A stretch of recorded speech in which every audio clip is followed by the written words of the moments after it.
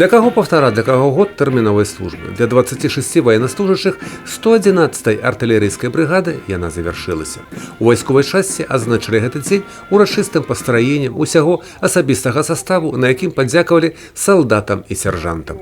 Отдаем им сегодня дань уважения и благодарим за службу, потому что так надо, потому что людей надо всегда благодарить и всегда быть благодарным тем, кто с честью и с достоинством выполнит свой конституционный долг. Большая частка гэтых маладых людзей мае за плячыма вышэйшую адукацыю і плануе ў грамадскім жыцці прадоўжыць працу па спецыяльнасці. Некаторыя былі прызваны з універсітэцкай лавы і цяпер прадоўжаць вучобу. Але самае галоўнае, самі хлопцы лічаць, што армія ім дала шмат новых сяброў, дарослыя адносіны да жыцця і маральныя якасці. Приехали сразу в эту бригаду.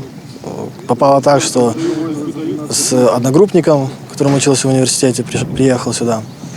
Вот, ну, за год как-то быстро пролетел, стрессоустойчивость и уверенность в своих силах. Она проявляет твои качества, показывает, на что ты готов, ради чего-то, что ты можешь.